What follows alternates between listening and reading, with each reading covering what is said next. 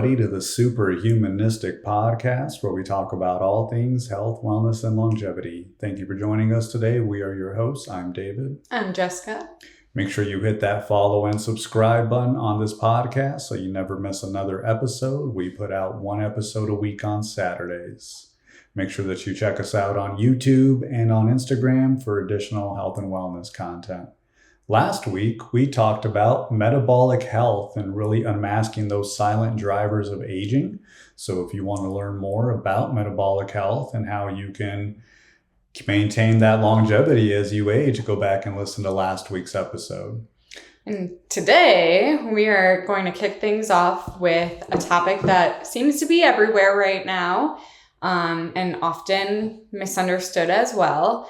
So we are talking about somatics. Sounds like a sci-fi movie title, but it's actually rooted in the Greek word soma, meaning the living body. So in 2026, we're finally moving past that idea that the mind is the boss and the body is just the car it drives around.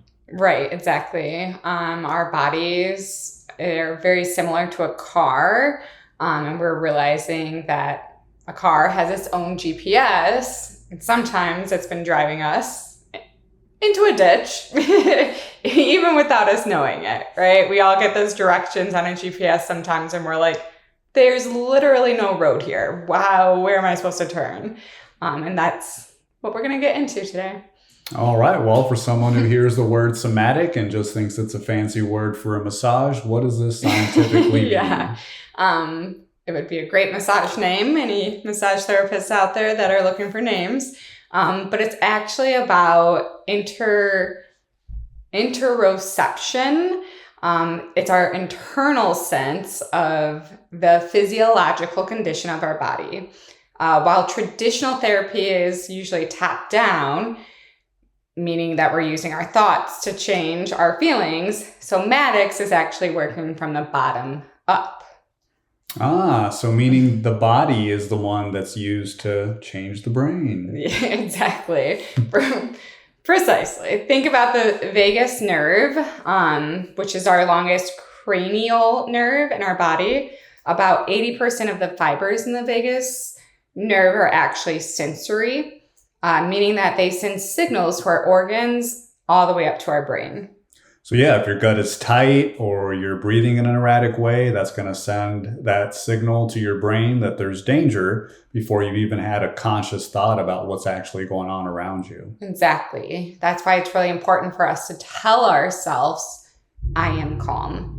1,000 times probably. But if your psoas muscle is locked in a fight or flight, like that contraction that we experience when we have that fight or flight feeling, then our brain isn't going to actually believe that we're calm. So you can keep telling yourself you're calm, but it's not going to actually calm down. All right, let's go ahead and jump into section 2 here. We're going to be focusing on the science of stored stress. So there's a phrase that's gone viral over the last few years, and it's basically referring to the fact that the body keeps score. So what does the science say about storing trauma and stress in our tissues? Yeah, definitely. I feel I've experienced this, and I know I have to question myself sometimes too of am I just believing the fad that's out there or really am experiencing it? But it's less about the pockets of stress hiding in our elbows or knees, and more about those neuromuscular patterns. So when we experience a stressor and actually don't complete that physical response, it's like shaking it off or running.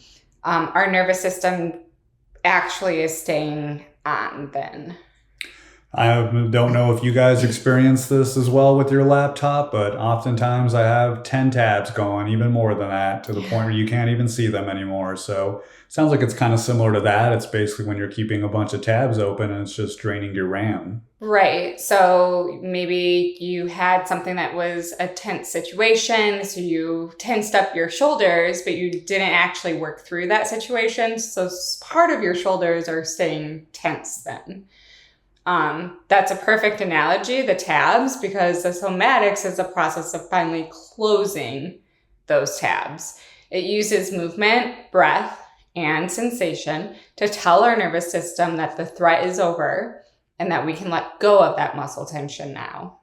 All right, in this next section, part 3, we're going to get into some actual practical tips that you can utilize. We basically want to talk about that more because we aren't here just to talk theory. Yeah. We want to give people tools and actions that you can take to get better with this. Right. So one of my favorites is actually the physiological sigh. Sometimes I'll do this at work and people are like, "Are you okay?" I'm like, "Yeah, I'm just releasing my stress right now." But it was popularized by researchers at Stanford. It is a double inhale through the nose, so a big one, then a tiny extra sip at the top, and a long, slow exhale through the mouth.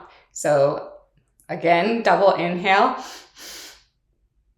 and then a tiny one, and then an exhale through the mouth. Sounds interesting. That's a new one for me when it comes to a breathing technique. So why the double inhales? I don't get that part. So the double inhale actually opens up our tiny air sacs in our lungs called the alveoli. Sounds like a Italian dish, but that's, your tiny air sacs in your lungs. It allows for more efficient offload of carbon dioxide during that exhale then. And it's like a manual override for your heart rate to decrease. All right. Well, I know that when I'm watching sometimes wildlife videos on YouTube or a documentary on Netflix about wildlife, as you know, we're into that, we're into nature and all those things. Oftentimes you'll see an animal shake after a long chase to try to get their prey and feed their family there. So what that's doing, that's really releasing that excess adrenaline that they've accumulated as they were going through that stressful situation of trying to hunt their food. So that can also help humans as well. If you've ever had a high stress meeting, maybe it didn't go like you planned. Maybe you're arguing with other people in the meeting and those tensions rose high.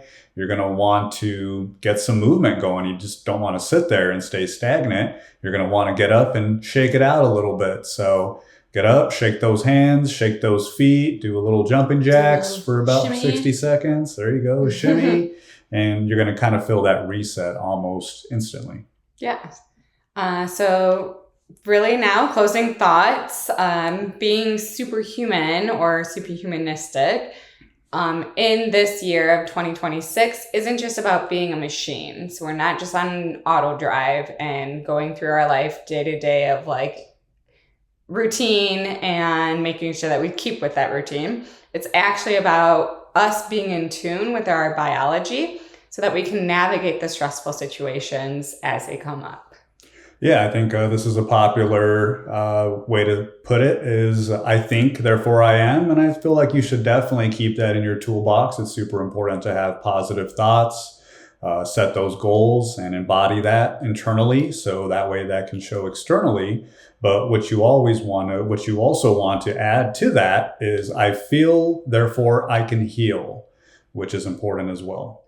Yeah, so if you follow us on social media, Instagram, TikTok, Snapchat, we are going to be sending out some of our somatic exercises that we do ourselves. So stay tuned to that. All right. Well, thank you for joining us this week. Make sure you hit that subscribe button on this podcast and share it with someone that you love who may benefit from this as well. So that way they can live longer, healthier, happier lives as well. Go out there and stay superhumanistic. We'll see you next time. Bye.